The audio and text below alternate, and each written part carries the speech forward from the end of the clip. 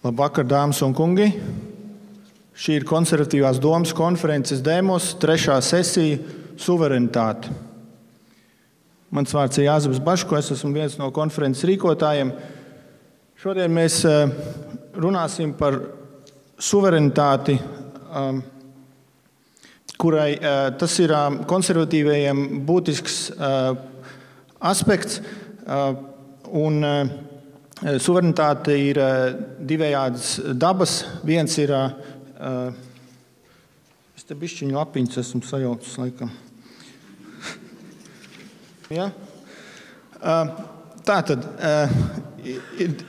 ir ārējā suverenitātes daba, kas ir par to, vai tautas pašnoteikšanos var ietekmēt kāds no ārpuses, vai tauta ir brīva no tā, un iekšējā suverenitāte ir par to, kā tauta vai tauta un sabiedrība ir, vai valsts ir tautas un sabiedrības vadīta vai otrādi, vai tauta ir pakārtota valstī. Bet par to, protams, runās mūsu lieliskie 4 runātāji. Bet tātad ar tautas gribu ir tāda vaina, ka pat ja ir kaut kāda tautas griba, grūti ir kaut ko realizēt, ja tauta nespēja vienoties. Un šajā te starplaikā starp 2. un 3. sesiju viena no zīmīgākajām tām komunikācijām, kas starp rīkotājiem un interesantiem bija par to, ka kāpēc konferencē uzstājas tas un tas, kāpēc runāja tas un tas. Un tas ilustrē vienu no tām problēmām, ko Demos konference grasās risināt, proti to, ka mēs pārāk daudz meklējam cilvēks, tas sasaucas ar 2. sesiju par to mēs, ka mēs pārāk daudz meklējam tādas ideālos cilvēkus, ar kuriem mēs būtu viensprāt visos jautājumos. Bet, ja mēs tādus cilvēkus meklēsim, tad tautai būs diezgan grūti realizēt to savu suverēno varu.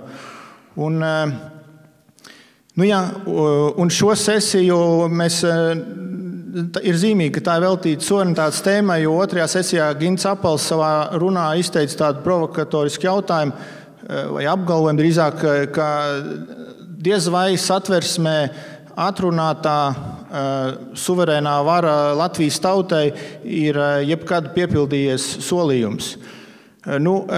Šodien mums ir 4 lieliski runātāji, kuri jau mūs iepriekš ir iepazīstinājuši ar savām tēzēm, bet vēl, tāpēc es zinu, ka būs lielisks runas, bet vēl pirms tam daži vārdi par Demos organizāciju. Tātad kopš iepriekšējās sesijas mums ir pievienojušies vairāk brīvprātīgie, par ko liels prieks. Daži ir ziemas pārbaudījumu dēļ atkrituši, bet brīvprātīgo koordinēšanu mums ir uzņēmusies Ligita Zariņa, un kas vēl man jāsaka, tātad mums šodien būs citādā kafijas pauze nekā parasti. Kafijas pauzē mums būs 4 galdiņi, pie kuriem katrs referāta autors atbildēs uz interesanti jautājumiem par viņu referātu. Bet pēc tam būs arī paneļdiskusija, un paneļdiskusijā turpināsies tā diskusija, kas būs sākusies pie galdiņiem, bet arī diskusijas moderators uzdos 3 populārākos publikas jautājumus, un to mēs noteiksim ar Slido aplikāciju. Pasākuma pārtraukumā vai arī pat referāta laikā varat doties uz to slido.com un ievadīt tur ekrānā redzamo kodu, un tur jūs varēsiet ierakstīt jautājumus referentiem, un tad jūs varat arī tur balsot par citu uzdotiem jautājumiem, un vismaz 3 populārākos jautājumus mēs noteikti uzdosim. Bet jā, tagad es došu vārdu prasmīgākiem cilvēkiem. Šodien saturisko daļu un runātājs kūrēju un visu riktēs portāla Telos redaktors Krišāns Lācis, un viņš ir arī pirmā referāta autors, un tas ir suverēnas valsts forma ārkārtas stāvokļa laikmetā. Krišāns Lācis, lūdzu.